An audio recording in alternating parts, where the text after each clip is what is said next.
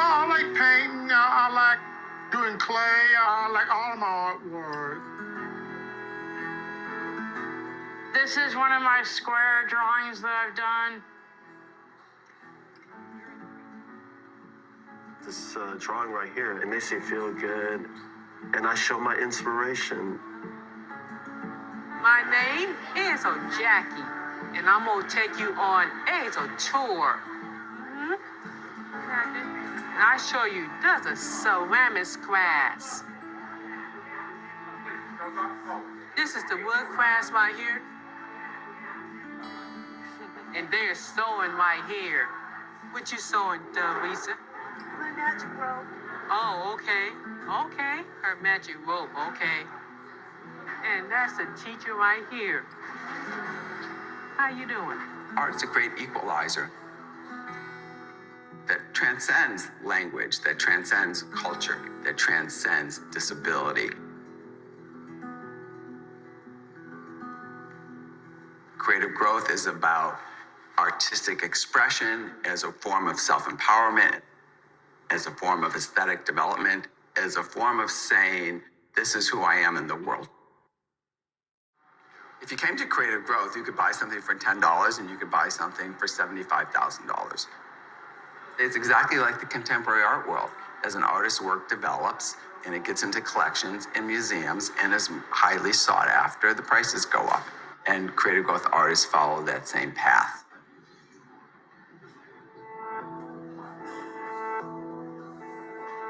Judith Scott is one of the most well-known creative growth artists.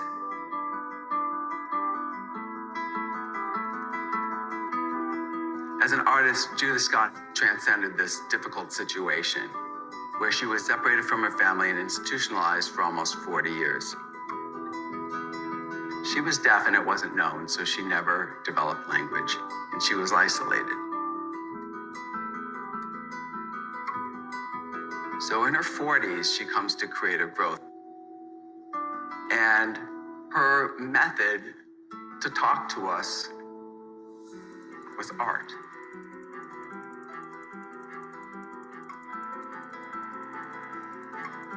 The process was very important to her, and the result of that process were these sculptures with hidden objects and accumulated protected things that were sacred or important to her. I think Judith Scott's role in contemporary art is that she's opened the door for a lot of people to see who an artist can be.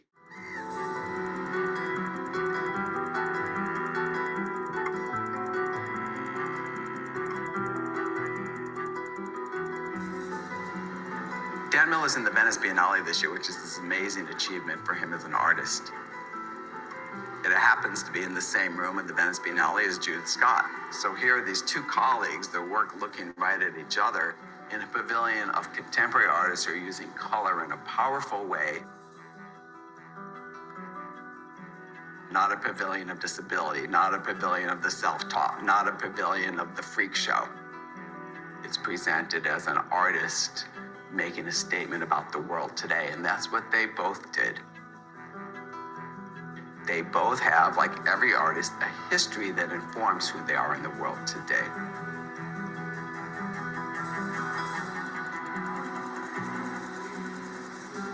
We shouldn't need to exist. Dan should have gotten this in school, or William should have had this opportunity his whole life. It shouldn't be that creative growth has to be here for those people. I'm thrilled that we're here and we love our artists, but they should have access to creative outlets. It's a human rights issue to be diminished somehow, to be seen as not creative. When those prejudices go away, then our artists have the same potential to lead the culture, to be a part of our world, to inform me of who I am as a person. Look at all they're all coming back to new lives. Yeah, their families. And what kind of lives are they going to have now They're that gonna they're back? have good lives. Uh-huh. They're gonna have a good lives. Uh-huh.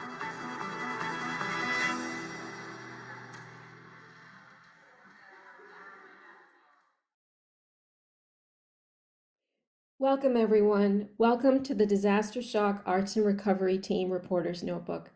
I'm Dr. Reggie Matthew, and we welcome you to the fifth in our series of interviews on exploring the arts in the role in healing and in trauma recovery. Today, we will be exploring the subject of arts accessibility and inclusivity through the world-renowned Creative Arts Center in Oakland, California. What I'm going to do is first introduce the Disastershock community, explain the context of the expressive arts, and then introduce our esteemed guest. The Disastershock Global Response Team is an international humanitarian relief organization dedicated to providing psychological first aid resources to children and families affected by disaster-related stress. We are an interdisciplinary team. Our materials have been translated to over 20 languages. The Disastershock Global Response Team is a special interest group of the Oxford Symposium in School-Based Family Counseling, which is sponsored by the Institute for School-Based Family Counseling. My name is Dr. Reggie Matthew. I am an expressive arts advocate and educator. I am a member of the Disastershock Arts and Recovery Reporters team. And this is an interview series exploring the voices of innovative global expressive arts advocates speaking to the power of the arts in healing and integrating the mind, body, spirit in trauma recovery and the restorative impact of community-based arts practices. Tom, what I'm going to do is first give the context of the expressive arts, and then we'll begin. Okay. The expressive arts is the practice of cultivating personal artistry as an inner resource through expressive approaches: dance, music, writing, drama, and art. A tool of intermodal experiential processing for problem solving, expansion, personal growth. Inner artistry, this is what we want the audience to know, is not only for performance, it's not only for stage. Inner artistry is a sensibility we can bring to daily life. Intermodal processing, the capacity to move between imagery, story, and movement, is a whole brain approach, offering us to engage with all parts of ourselves, offering a multisensory take which can support our inner journey in metabolizing the complexity of our lives, reimagine new possibilities, and open pathways to hope. I am honored to introduce today Tom DeMaria, the Director Emeritus of External Relations of the Creative Growth Arts Center, one of the first and largest centers for artists with developmental disabilities in the world. He has been a creative growth for over 20 years, and during this time has used his platform to establish creative growth artists in the forefront of the field. He speaks around the world on the subject of outsider art and the relationship between artists with disabilities and contemporary art. A recent recipient of the American Folk Museum Visionary Award, Tom is a celebrated history in film, and during the 1990s won a Best Short Film and Most Promising New Director awards at the Sundance Film Festival. Welcome, Tom. It's an absolute honor to have you here today. I'm so thrilled. Thank you for inviting me so that we can learn about the creative growth artists. Great. So Tom, I'm first going to give a little bit of backstory about the description of the Creative Growth Arts Center. Creative Growth is a nonprofit organization based in Oakland, California that advances the inclusion of artists with developmental disabilities in contemporary art and strengthens community by providing a supportive studio and gallery representation. Founded in 1974, Creative Growth is a leader in the field of arts and disabilities, establishing a model for creative community guided by the principle that art is fundamental to human expression and that all people are entitled to its tools in communication. Artwork made at Creative Growth has been acquired by prominent collections worldwide, including MoMA, San Francisco MoMA, the Smithsonian, the Studio Museum of Harlem, the Collection del Art Brut, the American Folk Art Museum, and the Museum of Everything. Tom, my first question is that I believe that next year will be the 50th anniversary of the Creative Growth Arts Center. I am thinking of the founders in 1974, Elias and Florence Catt, two people who had the clarity and boldness of vision that artists with disabilities, if provided with the resources, space, and opportunities, could create and share their art as professional artists. I could only imagine what they would be thinking now. You have far surpassed their vision. Can you tell me a little bit about the guiding ethos and practices that have supported this epic feat for close to 50 years? Of course. So things don't happen in a vacuum. And we have to go back to 1974 in the San Francisco Bay Area to understand what's happening with disability and social change at the time, because it's a very important moment in time. This is a time when people with disabilities and developmental disabilities who had been institutionalized by the state for most of their lives were suddenly going to be deinstitutionalized. And what's happening in society at that time is what Berkeley free speech, Oakland Black Panthers, the Summer of Love, hippie culture in San Francisco. So there's a time of enormous social change and a time of opportunity for people with disabilities for the first time in their lives. And these come together, and our founders, Elias and Florence Catt, believed in the power of art. Florence was an artist and Elias was a psychologist. So together, Elias knew this was going to happen to the institutionalized population, that they were going to come out. And Lawrence said, art is our path forward, and it's a time of social change.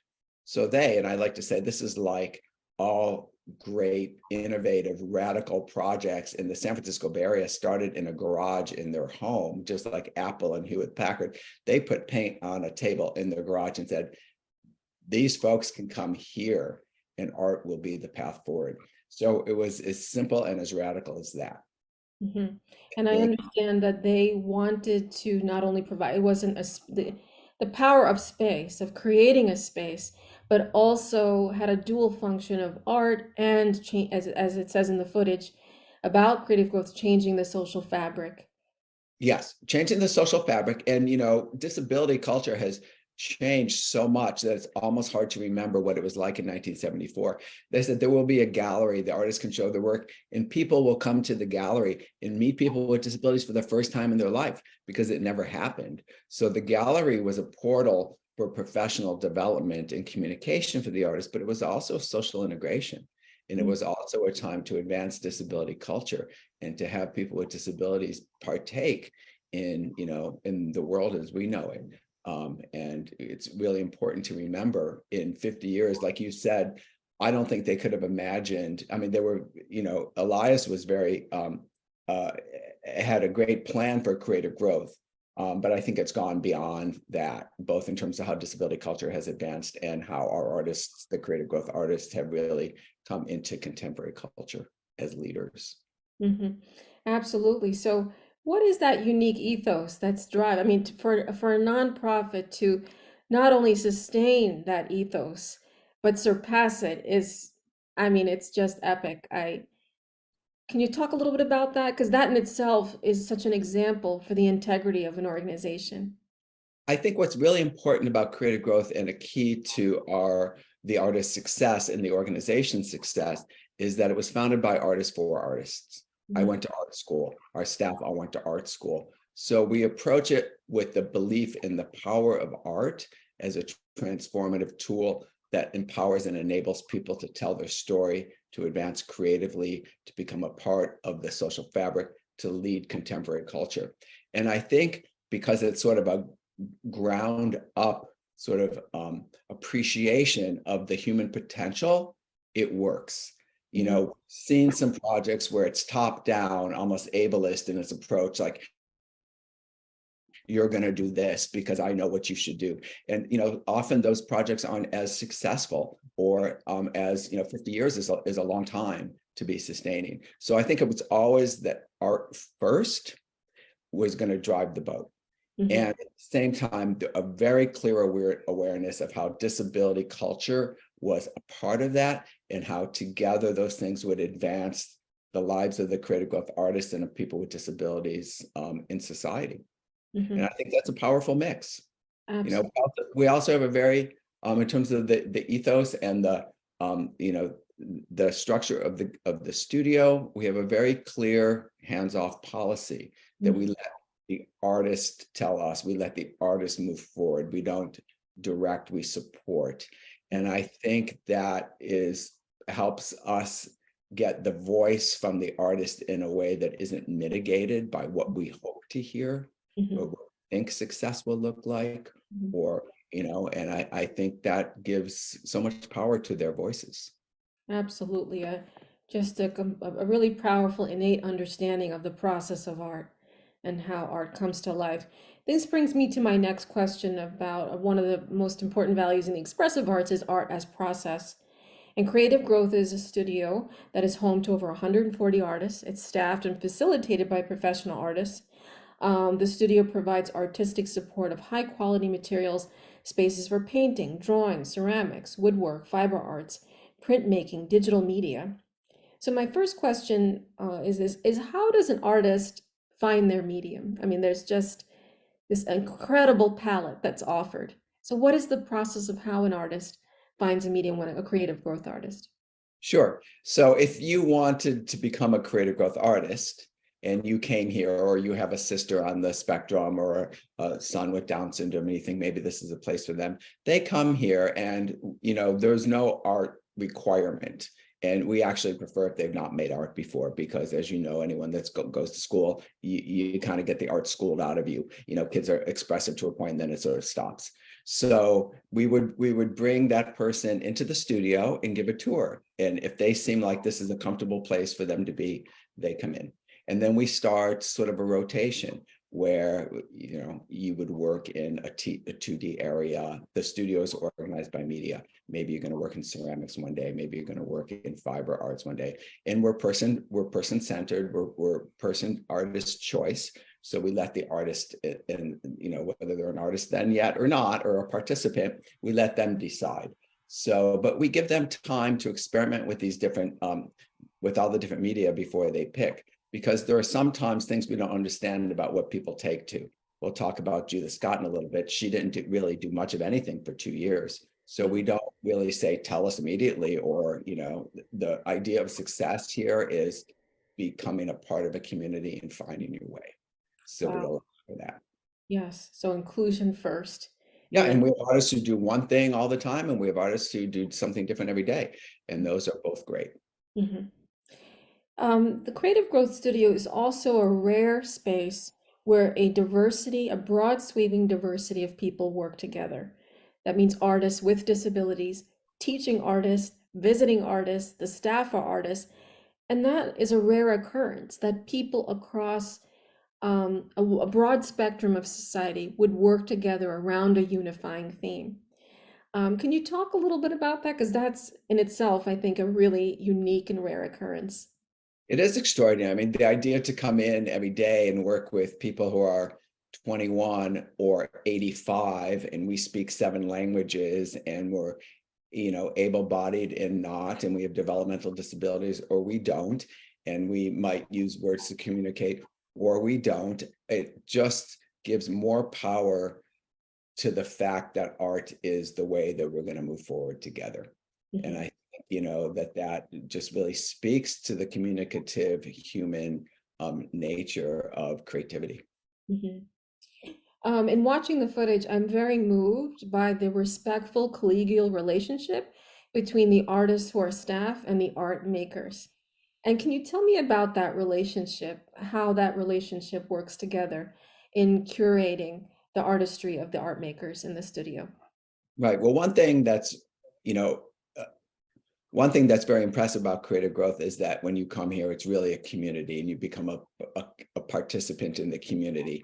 And a perfect day for creative growth for me is if you came here and I gave you a tour, you would, at the end of going through the studio, you wouldn't know who the creative growth artists are, and you wouldn't know who the creative growth staff are, because they're all our equals. And that kind of support is really valuable. And because we just like to dismantle the sort of systems that separate people and say, we're artists in a room together and we're going to figure this out. And I think, again, it comes back for me to these simple ideas that are radical. There are no boundaries. We support each other. Your voice is equal to my voice. Your expressive capacity is what I want to see. And there are no judgments here. Wow.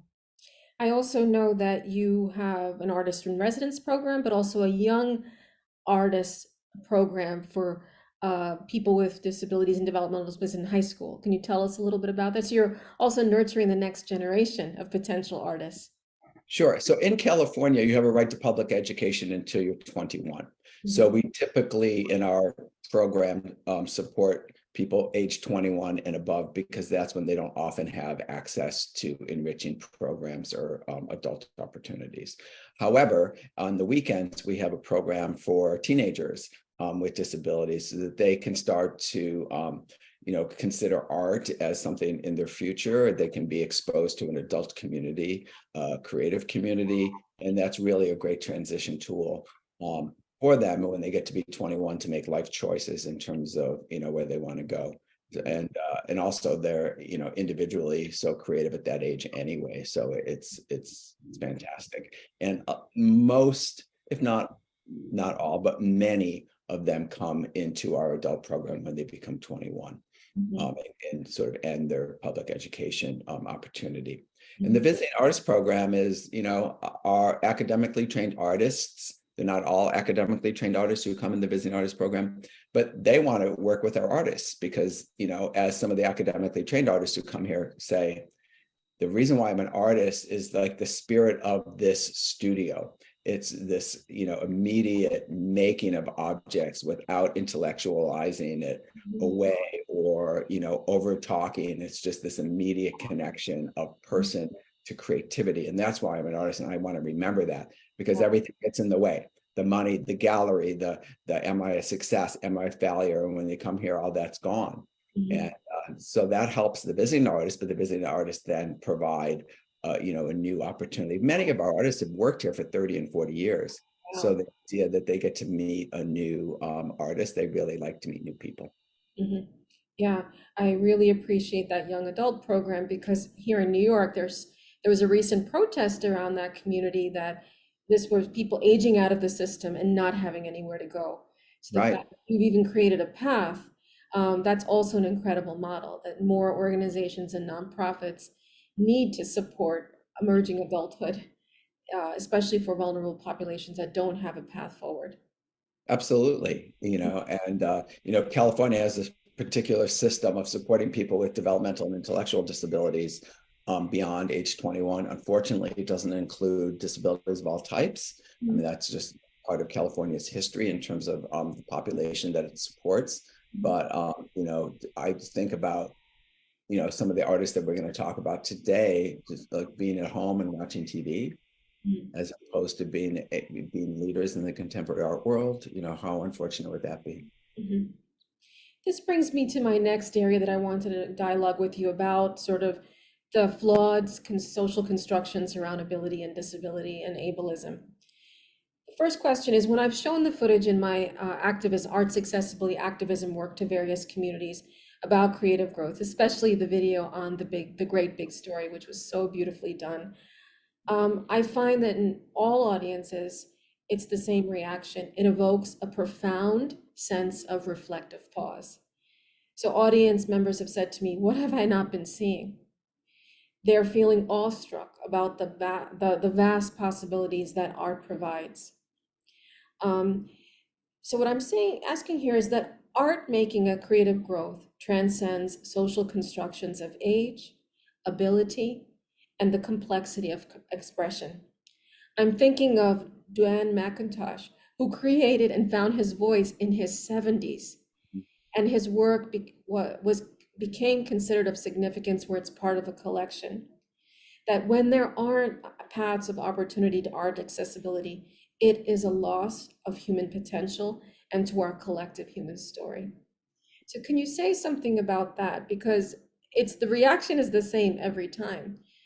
it just evokes this sense of reflective pause to say, wow, I didn't realize just what I'm even socialized into and the way that I'm thinking about this.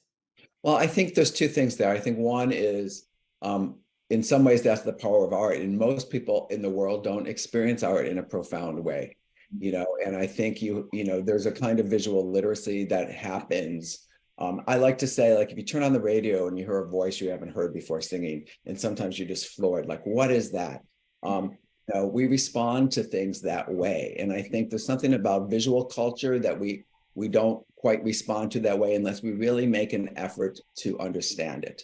So I think, first of all, we all need to do better in terms of opening our eyes and looking at what's around us, because there's powerful expressions everywhere. And then I think in the example that you give of how people respond to creative growth, I think there's a power of the maker, a power of the artist that comes through in combination with the work they're doing, that kind of is a clarifying moment of like, this is an expression of my humanness that I'm presenting for you to see. And it suddenly is like that eureka moment of, that's what art is. And I think that that's a really powerful moment. Absolutely. This brings me to the thought of, as an expressive art activist, my hope is a hope of a neurodiverse future, that art will be considered an equal path to human development. And you've talked about this, that art is a form of empowerment, aesthetic development, and saying who I am in the world. Could you say something about that, about art being an equal path of human development? Yeah, well, it is. And I think, if we look at art in a community of people with neurodiversity, it's also particularly interesting because, there's this kind of old kind of notion that you hear. It's like, oh, isn't it great that these people are doing that? And, that's not what creative growth is. Creative growth, it feels that there's a cultural power to neurodiversity and to disability that we're seeing for the first time. And we need to, bring that forward. And I think that's also part of the connectivity that people feel and see when they meet the creative growth artists or see their work. And that's part of our future too. When I think about, we've had a concerted push for decades to have the creative growth artists be seen as contemporary artists. And you have to beat down the doors and you have to get a seat at the table. And now that we're at the table, this is the time to raise your hand during the dinner party and say, you know what, I've got something to say now that I'm here.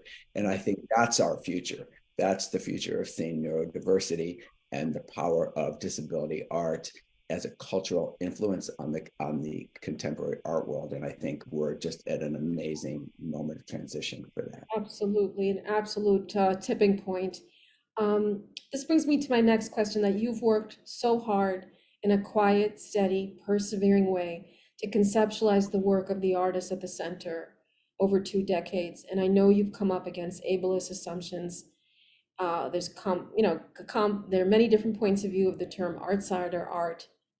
But in my world of the expressive arts, we understand a neurodiverse world as a world where people with disabilities need different kinds of facilitation, that even artists without disabilities need facilitation, and that the commitment to the art making and a commitment to the completion of the work is the communication, and that facilitation does not diminish in any way the work of the artist and the art making. Could you talk a little bit about that? Yeah, I mean, the whole idea of facilitation and completion of artwork is, of course, something we think about all the time. And I think that, again, because we're artists working with artists, we start to think about what is supportive for me as an artist when I'm working. We all need advice or opinions or want to be left alone. And we think like, what's the best path forward here? And we try to deflect a lot back to the artist. Do you think this is done? I don't know. What would happen if you kept working? What would happen if you finished? Maybe you should think about that. What color should I use? I don't know. What color do you like? What should I make a picture of? Maybe you had a dream last night. What are you thinking about? And just to kind of really be supportive and open-ended and without making judgments or rights or wrongs. It's like it's your voice. And that's what I want.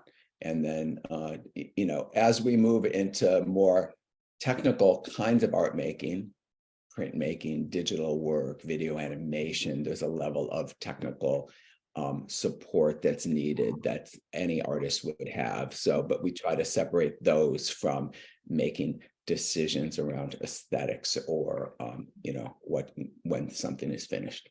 Mhm. Absolutely. That the creative growth ethos is to really, there's a real clear delineation between facilitation and respecting the emerging voice of the artist. Correct. And, we call our studio artists, our staff studio artists, facilitators. We don't call them teachers because they don't teach, they facilitate and support. And we feel like embedded in every person is this amazing creative potential that wants to come out. And we're about bringing the barriers down so it can come out. Mhm.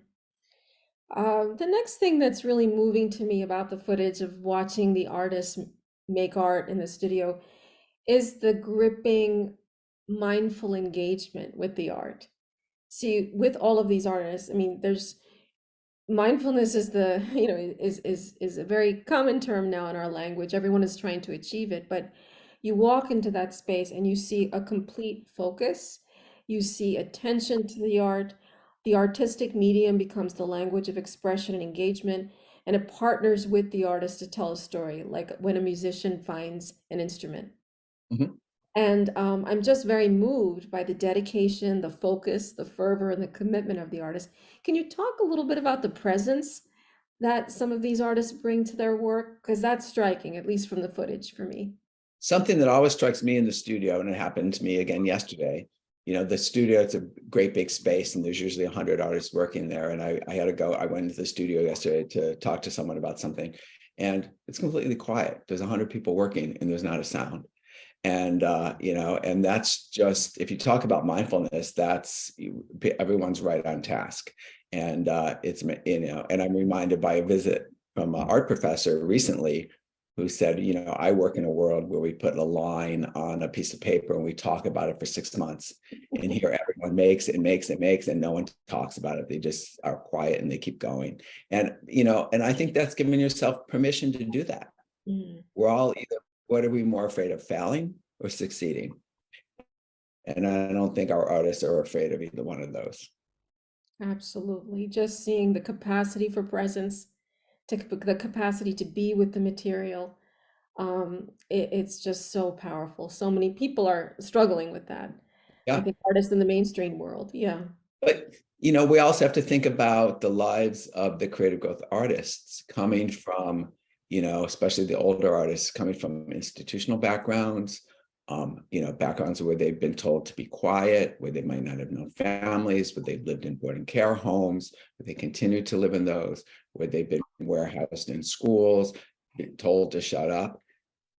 These are tough people that have endured a lot. And when you finally say, yes, you're valued and tell me, and, I want to hear it, the door opens. And I think that it's a testament to their strength that happens. And, during COVID, when we had to shut down and like everyone in the world were isolated, our artists, the creative growth artists here, were like the most resilient because they've been through that their whole life. Oh, I don't have full, engagement with the world. That was not news to a lot of people who come here to make art. That was shocking to many of us and to staff, but the artists had been through that before, and they supported us. Yeah. So I could just imagine the savoring of this space. They're really savoring this gift and this opportunity to be present.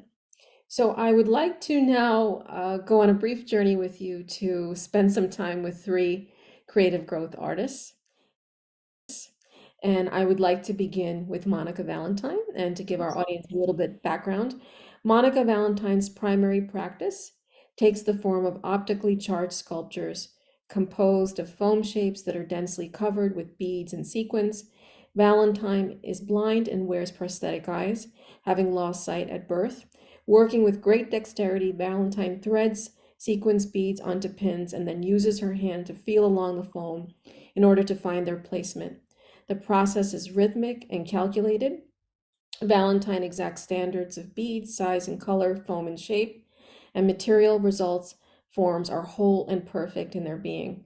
Visually rich and luminous, her sculptures are either monochromatic, red is her favorite color, or blooming with multiple hues across a visual plane as Valentine creates layers by juxtaposing the colors of sequins and beads. I'm going to pause here in one of Monica's pieces of the cube. I know it's a piece, shape and form she really enjoys exploring. And the first thing that comes to me, and this comes from my work in the expressive art, is what I'm always interested in first in an artist is an artist's inner visual aesthetic. And I think of that when I think of Monica, that this is someone with a very rich inner visual aesthetic. And she has a relationship to color, and a strong one. She said, blue is cold, yellow is warm, green is cold. I'm also thinking of my own mentor who's blind, who shared with me that one of her greatest frustrations in her life is people assuming that because she's blind, she can't see, where she has this very rich inner repertoire of imagining a world for herself. So I wanted to share any of your noticings on Monica's work. Well, Monica's this amazing person. And, she dresses all in one color every day. She'll come in all in red or all in green and all in blue, and she'll sort of match her sculptures. And, I went to visit her this morning, and she gives me a red bicycle reflector, because those are the gifts she gives to people that she loves. And it's just really amazing. There's a couple of things about Monica. One is that she's this great example of the power of believing in someone's creative capacity.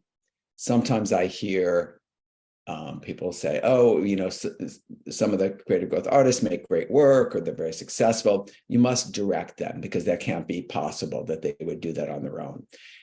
And I use Monica as an example of, if I have a woman who's blind come to creative growth, I'm not going to give her pins and colored beads and say, this will be your medium. I'm not that creative. I'm not that original. The voice is hers. The methodology is hers. And part of it is, when one path is blocked, the other ones become stronger. Like you're talking about your mentor saying it bothers her that people say that she can't see or doesn't have vision. And I think that's true for Monica too. Monica is making this in-your-face statement of like, I'm more connected to color than any of you people who can see color, and how like radical is that concept? And, I was talking about Monica's work at the University of Oregon last year or something. And I was talking about her work, and a student raised her and said, I didn't know that feeling color in your hands was a thing. And I said, it's not a thing, it's Monica's thing. That's why it's so amazing, because she's challenging our notion of how we use our senses and how limited we are in our approach to full sensory appreciation and creativity. And so, Monica has opened our eyes in a profound way. And absolutely. Color could be a story, color could be an image, color could be a sensation. And she just, and I feel like it's an incredible invitation for us to really expand our relationship to color. And if you're somewhere where if you meet Monica or see one of the sculptures, sometimes I'll say to somebody, close your eyes and hold this object, because that's how Monica experiences it. And it completely changes their understanding of the object too. Because as people if we are able to see the object visually, we don't touch it, we don't experience it in other ways. So we are bringing our lack of complete sensory awareness to her sculptures as well, because they're visual, they're colorful, but they're also tactile. And I use her as an example of what part of my sensory practice is not in play here. Why am I so limited? Mm-hmm. Yeah, and this work, her collection, is also an incredible example to me of disability culture as a culture, of what the culture can really teach us about ways of moving through the world. Absolutely. And the piece that you showed a little earlier of the head, she has these styrofoam wig heads that she likes. And yeah, that piece, she's kind of articulating the eyes and the face. So here she is, like sort of bringing this heightened awareness in her favorite color to her eyes and to her orthotic eyes. And it's just so powerful. And is this how she feels in the world? Is this how we see her as a human being in the world? It's a very powerful object. It also makes me think of what's always important. Yes, there's the product of art, but it's what's in the mind's eye. And what's in her mind's eye is kaleidoscopic, colorful, joyful, whimsical. In just Absolutely. in her exploration. And Monica's always putting beads on the pins and things when you go by to talk to her, and she likes to talk, and she'll talk sort of about everything except her work, which is something that's of a creative growth artist. Monica will want to know what color you're wearing, what you had for dinner last night, what airline you like to fly on, all these kinds of things. And she'll give you a bicycle reflector. She'll show you, she collects flashlights. So she'll bring flashlights out of her little bag that she wears around her waist. So she collects objects that transmit light, and she's just turns everything we know about upside down. And then she'll ask you how many blind people you know. Really interesting question. Wow. Oh, where do you work at the university? Are there any blind people there? And people are often speechless because we, realize how people with disabilities are not integrated into our culture and into our society still, even though we've made progress with that. Absolutely. Thank you. Our next artist we're going to be speaking about is William Scott. A self-taught artist, William practices imagination of alternative realities that stem from a fundamental belief in the potential for positive human transformation.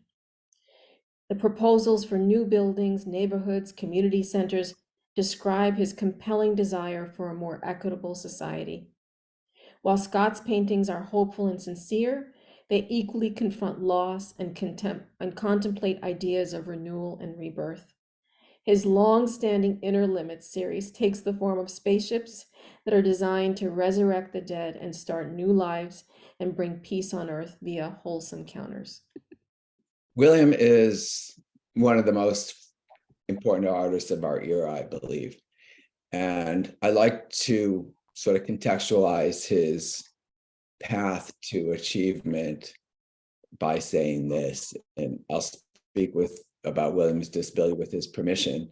William is both on the autism spectrum and schizophrenic. So he grows up this way in a disenfranchised neighborhood in San Francisco, as an African-American man without really opportunity to education or services.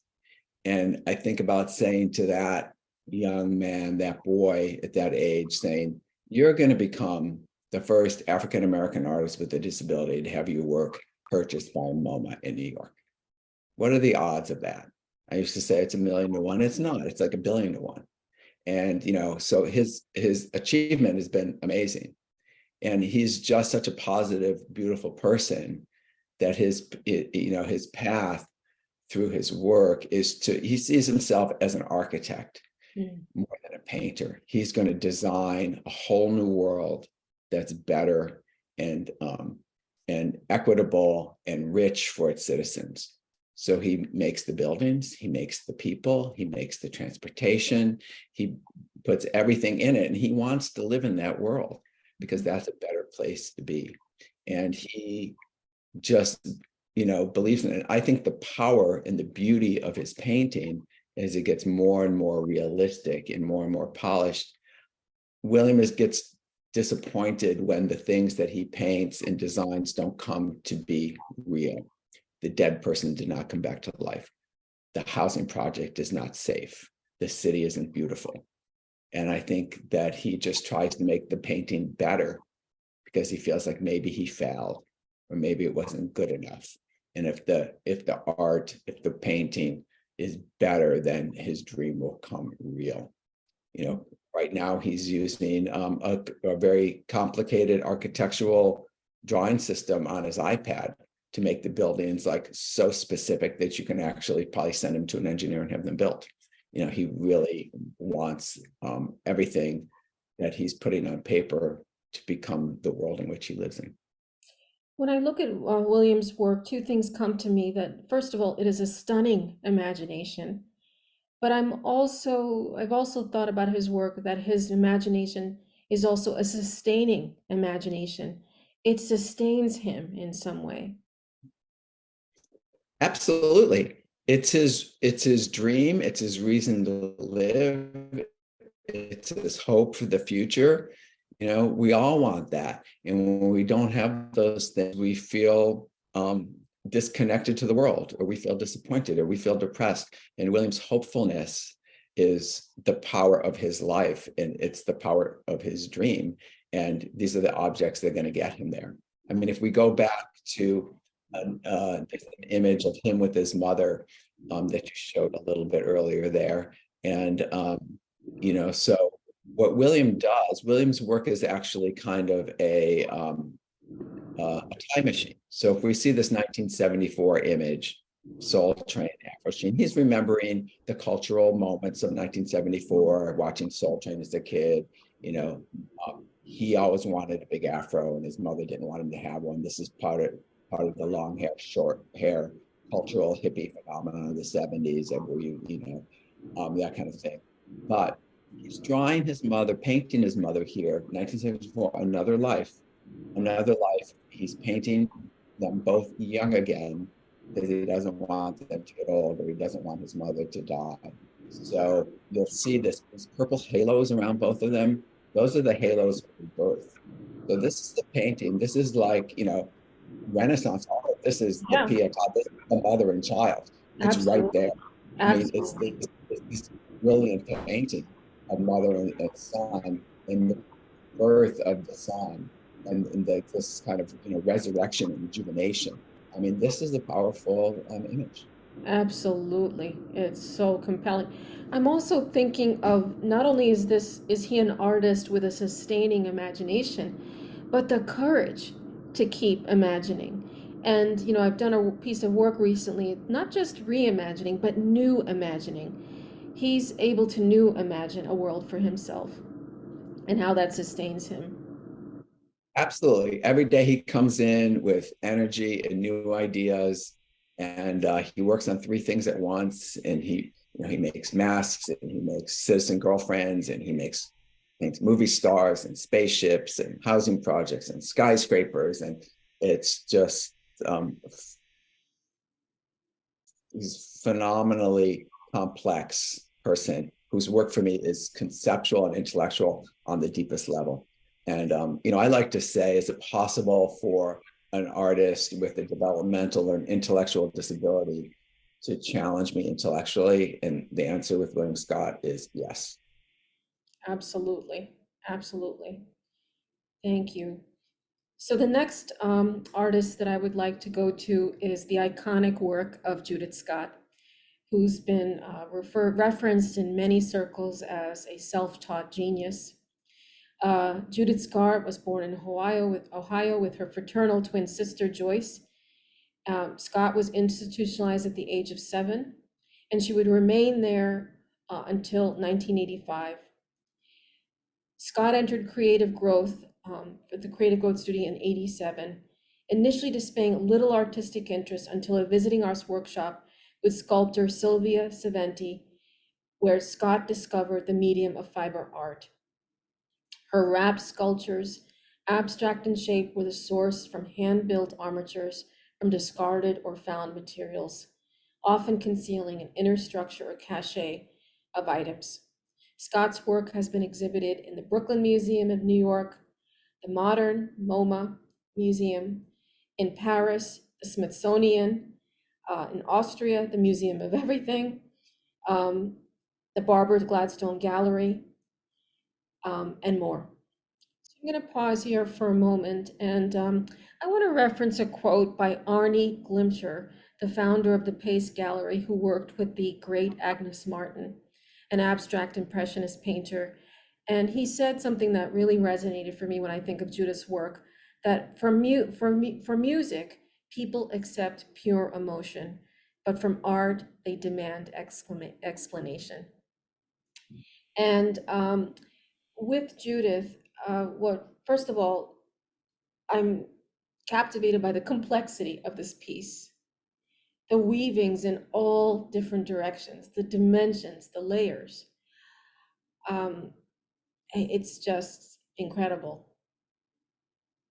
And they are weaving. Sometimes people say wrapping, but if you look at the tensions of these strings, they're really interwoven in a way that they're building these tensions and connection points.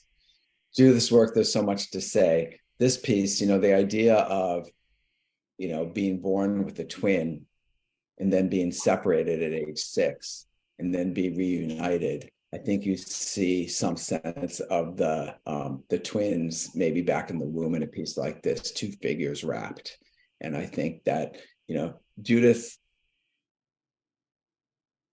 essentially was asked this question metaphorically when she came to creative growth. She had Down syndrome. She was also deaf, and they didn't know she was deaf in the institution, so she had no language. They didn't teach her sign or any other kind of. So she comes to creative growth without language. And the question, tell me about your life in this horrific experience, in this reunification you've had with your family. Tell me all about that. Oh, and by the way, you don't have language, and you don't have words, and you don't read and write. How are you going to tell me about that?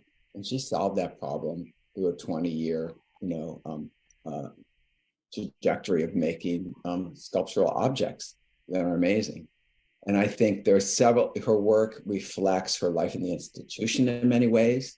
She'd gather, appropriate, steal things from around the studio, protect them because she never had anything private or protected. She'd hide them at the end of the day under her table, afraid they'd be gone in the morning because nothing was personal or protected or private in the institutions.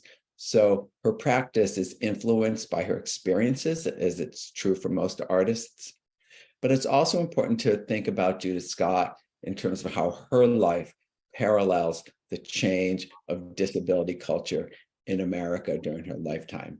She's born at a time of mandatory institutionalization for people with Down syndrome, and she dies as a celebrated contemporary artist. Mm.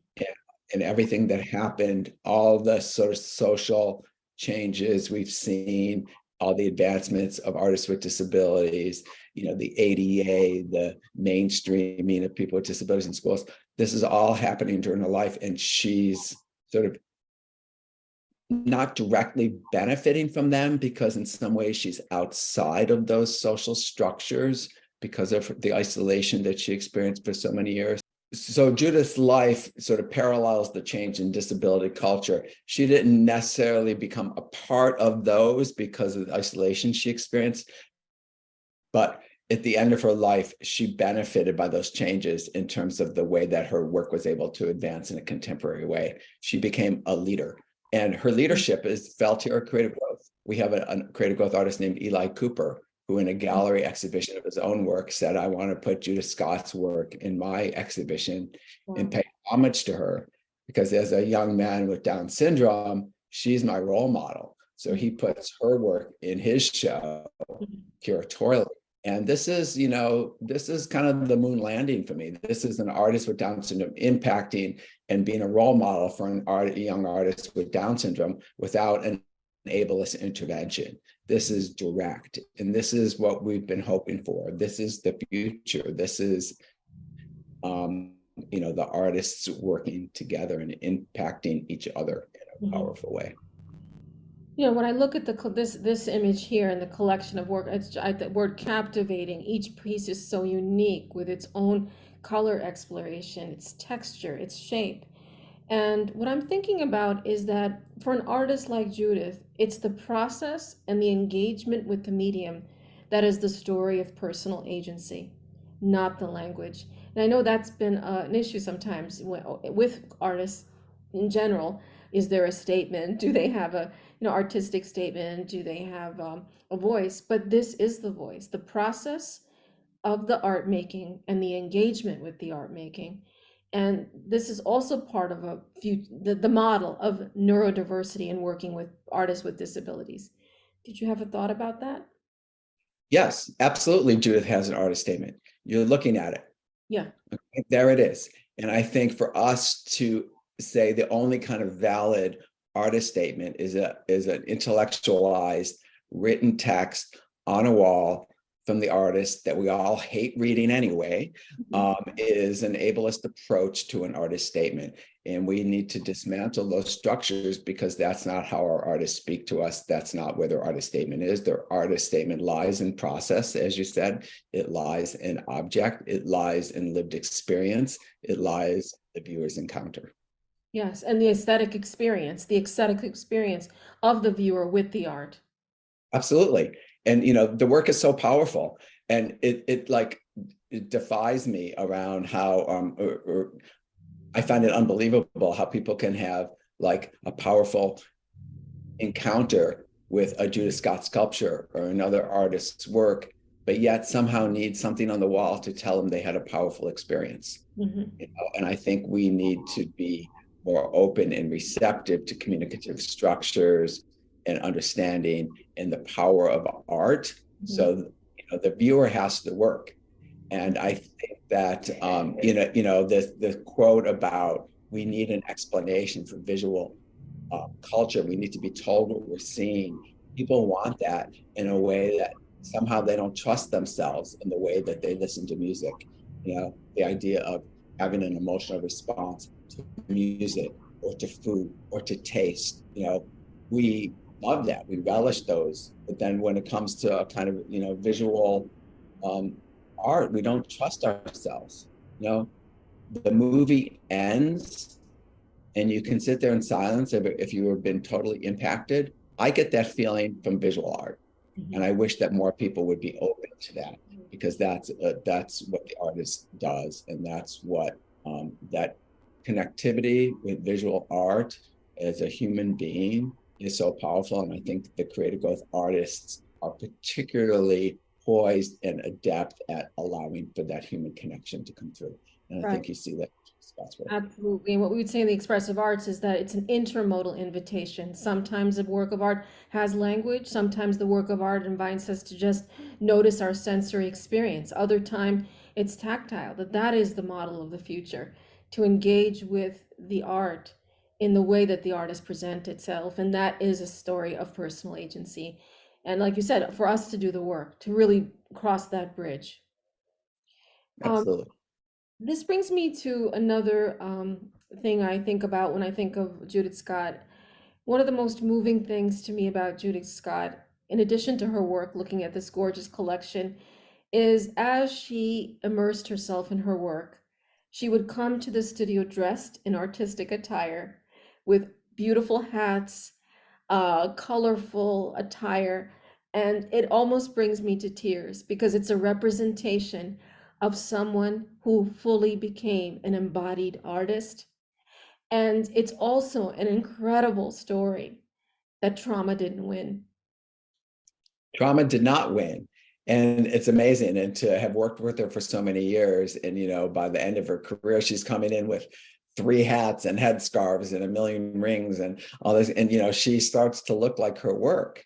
And the art is not separated from her individualness, her who she is as an artist and as a person. And you can see, we're not a formal art therapy practice, but something so therapeutic happens through the making of art. And you see that with Judith Scott. You see her from the closed person sitting for 2 years at the table at Creative Growth, not making work, trying to adjust to life outside the institution, trying to understand who she is.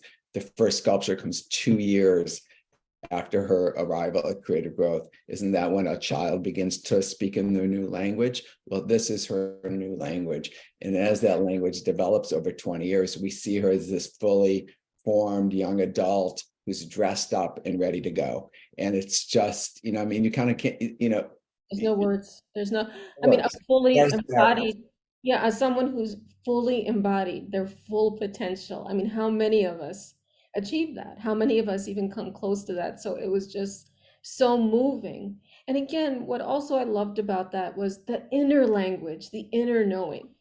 Again, she doesn't need there doesn't need to be words. I can just simply observe that and see that as an example of someone who, as the confidence, as she developed her collection, she fully stepped into that identity. Absolutely. And, when we'd share nonverbal experiences as friends, we have a vending machine that sells, beverages, and she would figure out how to tell me to go buy her a drink. And we would do that, and we'd have it together. She collected magazines. So she'd bring in like fashion magazines, and we would open the little scent strips from the perfume ads and smell them together. And we found ways to sort of have common shared experiences that weren't based on language or other things. And it was just she was a remarkable woman. She was a remarkable artist. And, if you look for the role of the lived experience and biography as an impact on art, I mean, there's kind of not a better story. No, absolutely. My next question is, when I think of the commitment, the dedication, the fervor that Judith brought to her art making every day, 5 days a week, the single-minded focus, you said sometimes even sort of, scarring her hands. To me, she falls in the pantheon of great artists across history, no less than a Picasso. When you hear the words of all these other artists who go to their studio, were there for 10, 12 hours a day, single-minded like a Monet, where does Judith's work and her work ethic as an artist fall in the pantheon of great artists? I think when we look back at Judith's work, with more and more time, and it's already started to happen, we'll see how many sort of glass ceilings she broke in terms of her achievement, in terms of her work as a Down syndrome artist, in terms of her work as a person who had been institutionalized. And she's groundbreaking that way. And already we see many art school artists or contemporary artists that are working in a style that she did. And, and for an artist, there's kind of no greater compliment, if you will, in a way, because they've created a voice, they've created a technique, a visual presentation that's enviable. And I think from that, most of them have not had her life experiences and her lived experiences. So sometimes the power isn't as rich in terms of the totality of understanding the practice. And I think that's just something that will always separate Judith as a pioneer, as a visionary, and the tenacity, the 20 years of working. She'd come in, she'd sit down, and she'd work until we sent her home. Yes, I mean, to me, she falls in the pantheon of the Picasso, of Agnes Martin, all of these great artists. She Absolutely. demonstrated the same commitment and fervor and dedication to her artistry. Tom, you've also talked about the Creative Growth Center coming on 50 years, over 15 national and international galleries, that the arts are also creating spaces such as creative growth is also a human rights issue. So I've also, as I've shared the work of creative growth with communities in my activism arts work, people have been reaching out to me saying, how do I then create a creative growth center in my town or my community or in a different region of the world? Can you talk a little bit about spaces such as this being a human rights issue? And then how do people then create such spaces? Sure. Well, first of all, the kind of clear example of it being a human rights issue in some ways is if creative growth serves artists for maybe a 20-mile radius around Oakland in the San Francisco Bay Area. And we have some, an amazing number of internationally recognized artists. And if you think about taking that 20-mile radius and dropping it over every area in the world where there's not a creative growth, and you think how much human potential and creativity is being lost in every those circles, that becomes a human rights issue. That we're silencing those voices, we're not providing opportunity, and all the amazing work we're not able to see. That's a humanitarian crisis in a visual way that we'd like to rectify. In terms of folks that want, we get asked a lot, can I have a creative growth in my hometown? And it's something we've wrestled with in terms of we feel that the creative growth model, in which there's about 20 studios around the world on model now, which is terrific. It has to really come out of the community and culture in which the center exists. So for anyone that's interested, if you go to the Creative Growth website, creativegrowth.org, we've done some tutorials on how to start a center or how to get going in your community. And we hold an annual symposium for arts and disability practitioners, and there's off every year. It's usually in the spring, and we often have a sidebar on how to start a center, or you can come and meet people who started something in similar communities and learn from that. And we just really feel like it needs to be a kind of a ground up grassroots effort as opposed to a top down, here we are, dropping a franchise into your community. Mm-hmm. Wow, close to 50 years later, over 15 national and international galleries. What is the legacy of the Creative Growth Art Center, Tom? Well, and people think this is kind of funny when I say it, but our legacy is to put ourselves out of business, because that means that, the wrongs that we're trying to correct, the issues that we're trying to address, the full agency of the artist, the integration of disability, the cultural leadership of artists with disabilities and disability culture will exist. And when that happens, we're gone, and then we've done our job, and that's our legacy. And, maybe we're halfway there. You think about an artist like William Scott. Should he come to Creative Growth? Should he have a, downtown artist live workspace, with an assistant, like maybe a contemporary, academically trained artist would? My answer to that question is yes, he should have the choice. That should be his choice. There's a lot of reasons why William likes to come to Creative Growth in terms of safety and support and, and a community that he's been a part of for a long time. But he should have that choice. That's not our choice. It's his choice. We're on a path to having that be, a fair and equitable environment for him and the other creative growth artists. So, Tom, I also want to say something about your legacy, because I've been a great admirer of your work, that it's hard to put in words the magnitude of your legacy, that for 20 years, you've guided creative growth community with the highest level of artistic rigor, infused with your humble, poetic, transcendent artistic sight. You have offered a template on a newer, diverse future, how to see, how to understand the uniqueness of an artistic soul, dissolving the flawed social constructions of ability and disability. Your life's work has left an indelible mark on the art world and our collective human story. Thank you, Tom. Thank you so much. It's been really such a personal and professional pleasure for me to work with the creative growth artists, and they inspire me every day.